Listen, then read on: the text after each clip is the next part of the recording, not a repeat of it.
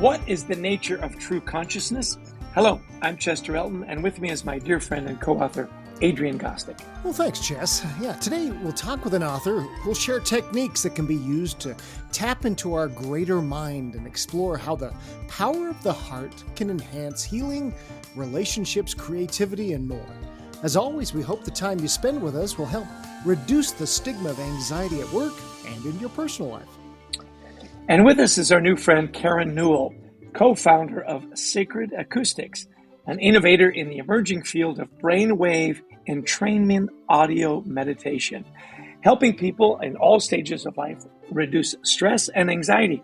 Karen is also the co-author of the book, Living in a Mindful Universe, where she and neurosurgeon Dr. Eben Alexander teach readers how to tap into their greater mind and the power of the heart through various meditation and mindfulness modalities. Karen, we are delighted to have you on the podcast. We are excited for this subject. Thanks for finding the time. Yes, thank you so much for inviting me. I'm looking forward to it. Well, we were excited to see you've been working with a friend of ours, Dr. Anna Yusim, who you say has incorporated Sacred Acoustics audio technology into her psychiatric practice. And so Anna is saying she's seen a 26% reduction in anxiety in her patients after 2 weeks of regular listening. So we're really interested in this. Walk us through sound healing meditation and why it can help reduce stress and anxiety.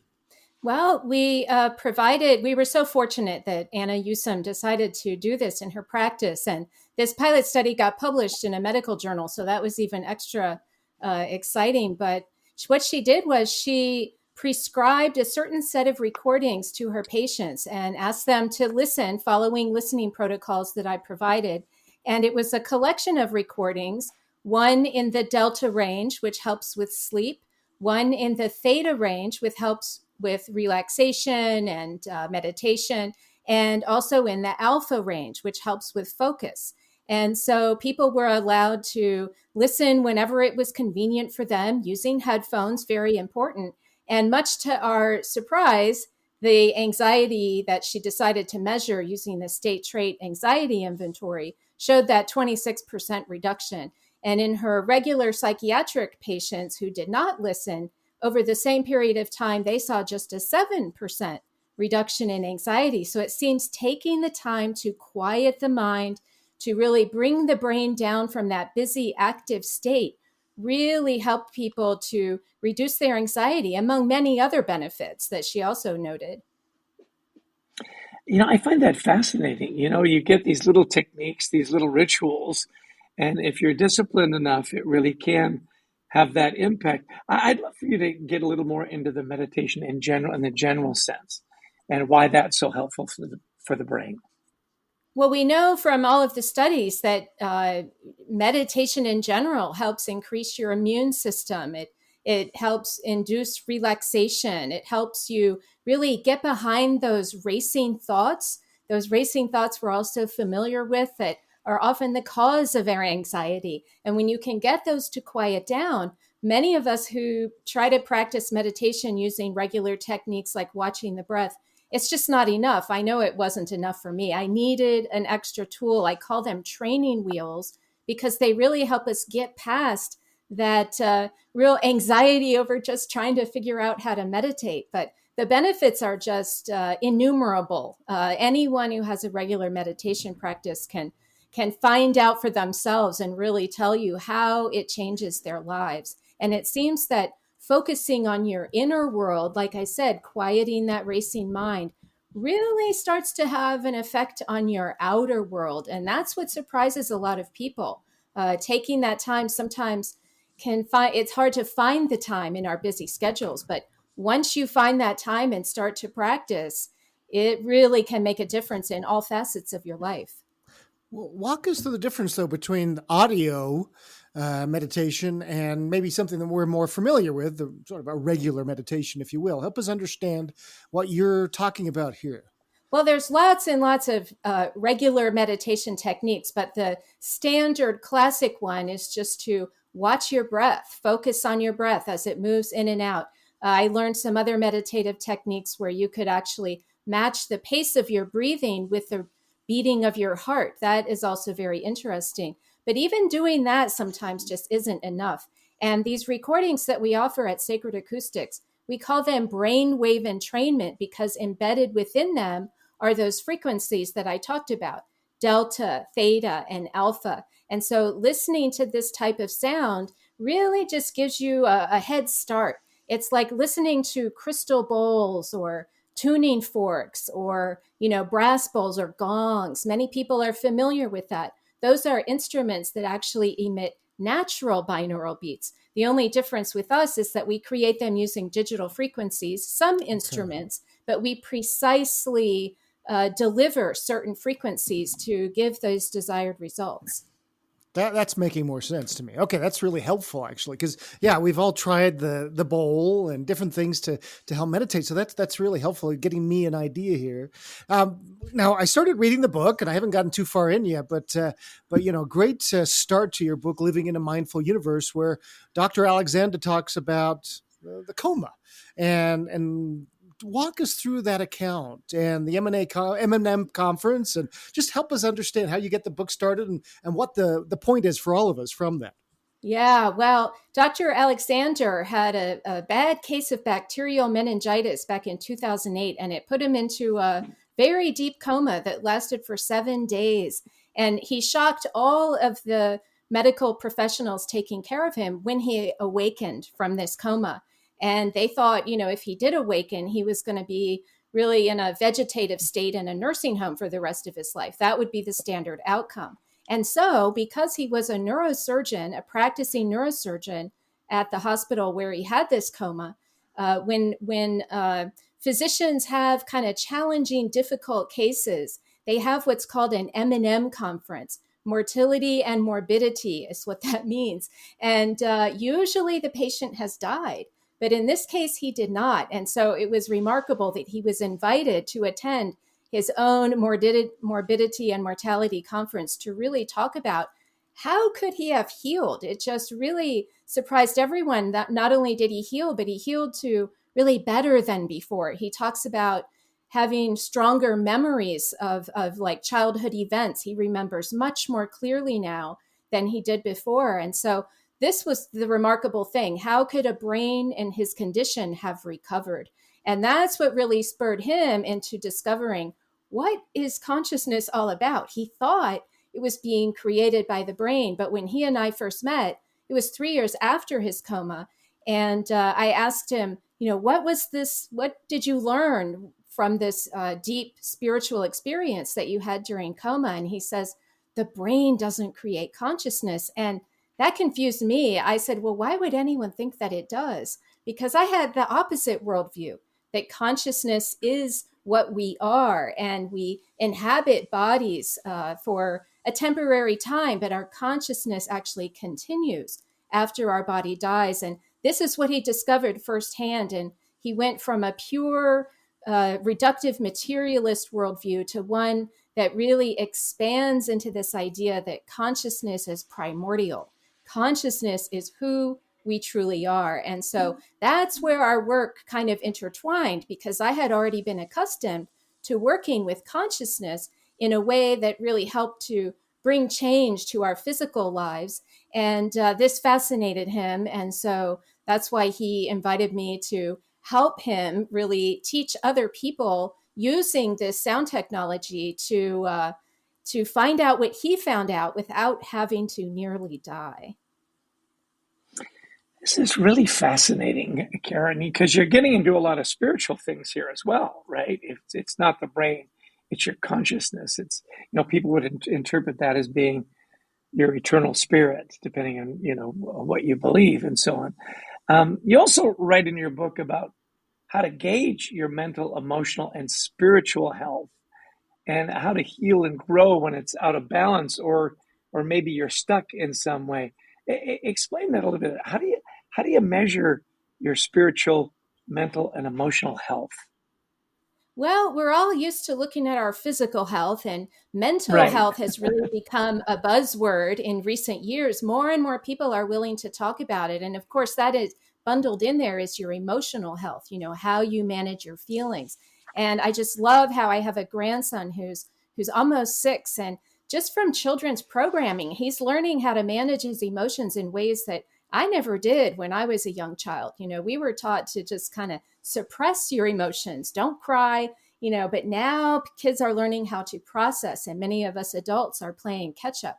But spiritual health is something else that hasn't necessarily been talked about as often. And that's because it's really been associated with religious beliefs. But we believe that all of us are spiritual beings. You don't need to have religion. You can have religion, quite compatible with religion. But by spiritual health, what we mean is really a connection to something greater than just yourself. And at first, that can just mean, who you're in relationship with, the greater community, but then this kind of one consciousness that we all really are fundamentally a part of. So feeling that connection to something greater, you can call it whatever you want. There's no requirement, but also a feeling of meaning and purpose. When Eben talks about reductive materialism, in that worldview where the thought is that only the physical world is real, it strips out all meaning and purpose. It tells you that any kind of spiritual phenomena you might experience is just a byproduct of your brain or some kind of hallucination. But what we're saying is no, that's where you really find your meaning and purpose, is through connecting with that spiritual essence, that soul, whatever you want to call it, that fundamental consciousness that you come from.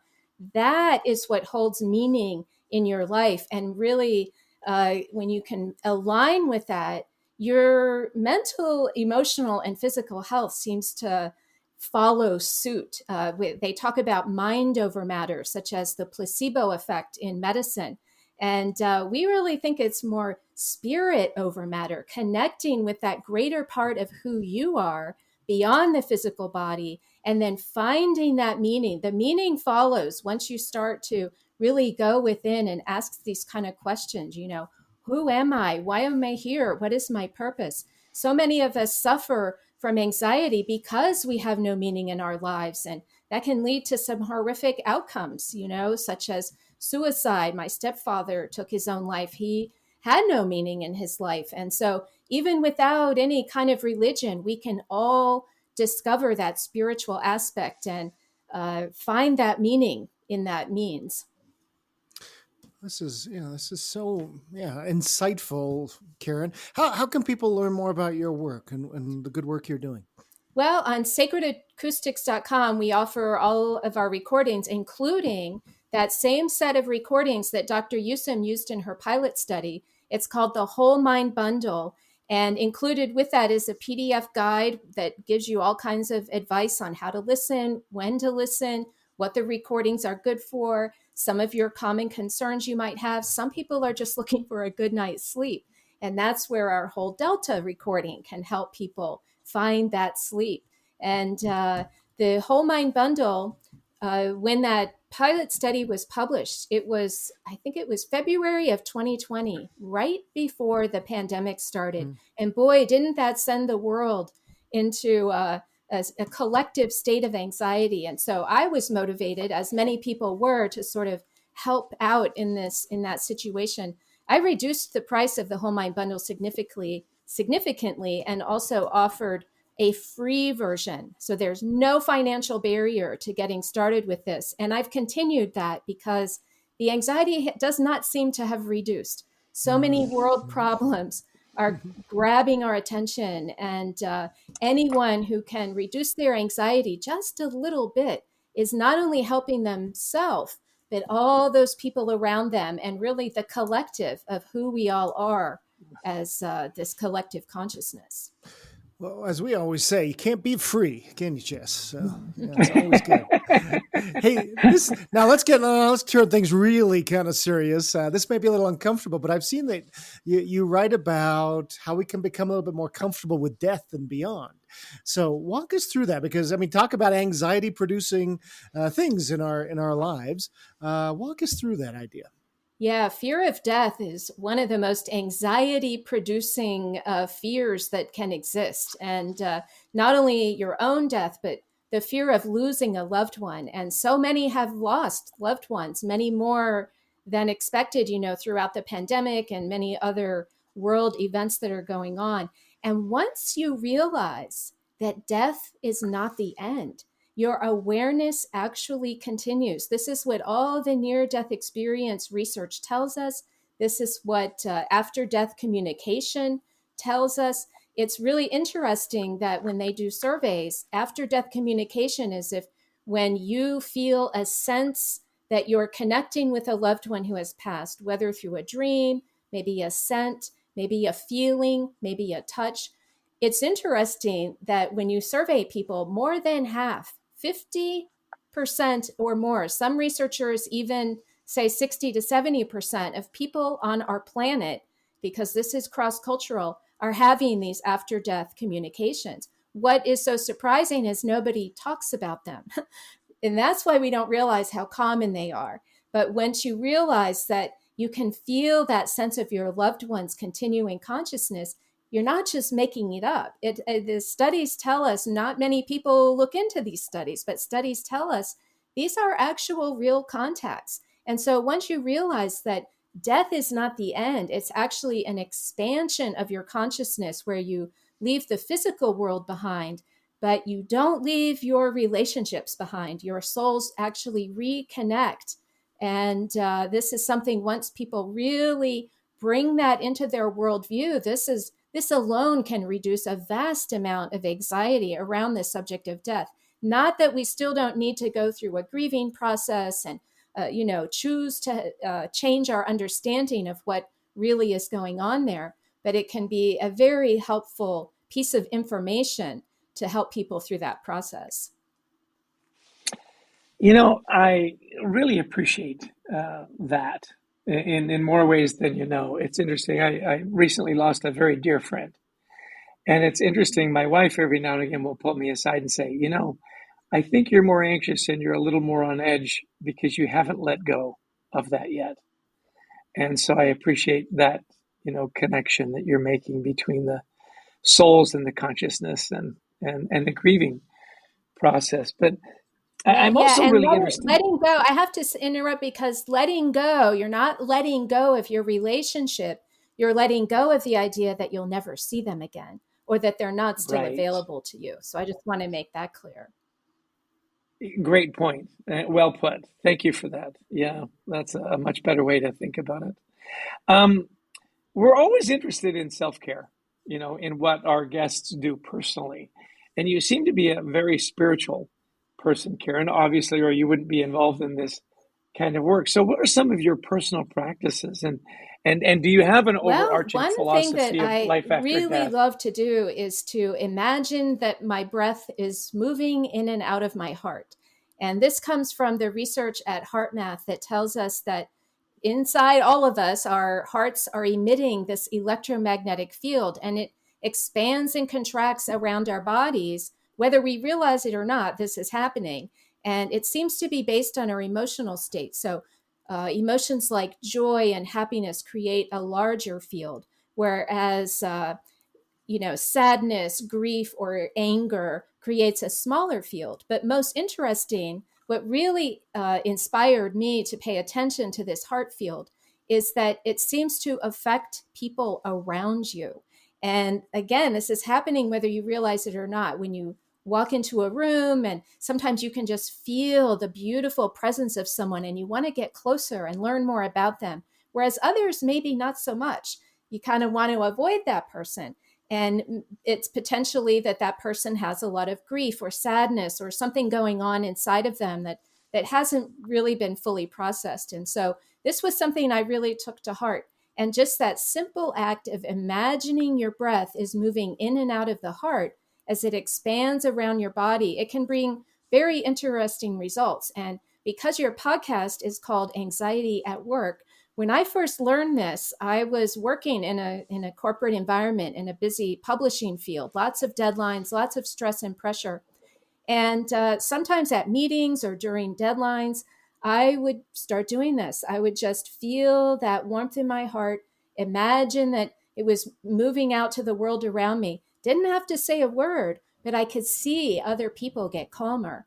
And so you can try these little interesting experiments with your heart energy just by imagining that it's happening. You don't have to see anything. You don't have to feel anything. You just imagine that it's happening. Your mind and your will has huge amounts of influence on not only your own system, but how your system is affecting those around you. So I call that the ultimate golden rule, because you're treating yourself well by really focusing on, heart math will tell you to focus on generating gratitude in the heart. And when you bring gratitude into your system, this can have amazing results as well. That's what I would do, is imagine gratitude was radiating to the world around me. And so not only are you helping yourself, you're helping others at the same time. Very motivating for me, and I hope many others as well. That's a lovely practice. So yeah, thanks for sharing that. Hey, this has been a great conversation, Karen. And you didn't think 20 minutes would fly by, but it's just flown by. And we got through all of our questions. So I'm sure we could keep going for another few hours here. Such a great conversation. So if you had to summarize, the last few years of your work, what do you want people to take away? What do you want listeners to take away with today that you have learned here? Well, what I really have learned is how important it is to express that gratitude. So I'd like to express gratitude to all of your listeners and to you for making this possible, and your producer behind the scenes, everyone involved. Please accept my gratitude, because I have the understanding that as each and every one of us takes the time to go within, to clear our emotional baggage, to find that essence of who we are, that's what I want to express my gratitude for. Anyone who takes the time to do this using any method at all, please accept that gratitude, because I know that you are helping me. And that is how we can express that ultimate golden rule. By helping ourselves, we help all those around us, even those that we don't even know personally. That's the really fundamental message that I'd like to leave you with. Karen, what a delight. Thank you for all these wonderful practical things, and insights into our consciousness. For those of you listening, make sure you pick up a copy of Living in a Mindful Universe. It's Karen's book, along with neurosurgeon Dr. Eben Alexander. A fascinating read, and thank you so much for the work you're doing and the way that you're improving people's lives and reducing their anxiety. You have been a delight. Thank you so much. Okay, Adrian, what a fascinating conversation. Really an interesting guest this week. What were your key takeaways?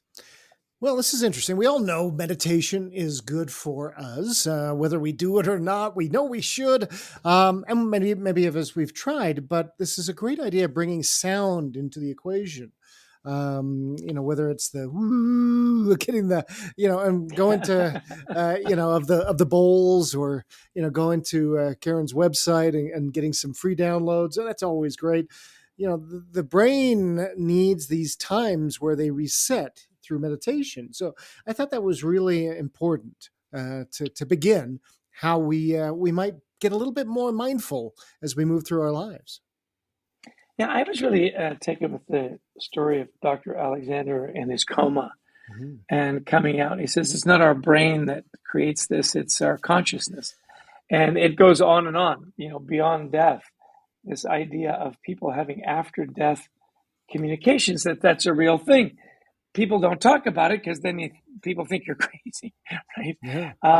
And so you don't take a deeper dive. But more than half of people say, yeah, no, whether it was through a scent or a touch or a dream, that there was this communication.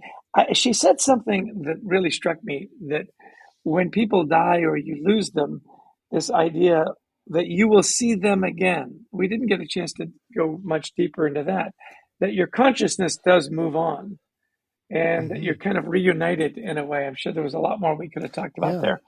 Interesting concept. Right? It is, because I think that's what Dr. Alexander came out of his coma saying. He says, the brain isn't creating consciousness. He says, I've realized consciousness exists, and we exist beyond this sphere. And as she said, there's other near-death experiences that people say the same thing. And we've all had that experience, right? Where, and maybe not all of us. She says 60 to 70% of people. But last year when my dad died, Tony, my son, was down in California at USC. And it was a few hours later, he says he's just sitting in his apartment. He didn't even know that his granddad had died yet. And he says one of his chess pieces just toppled over.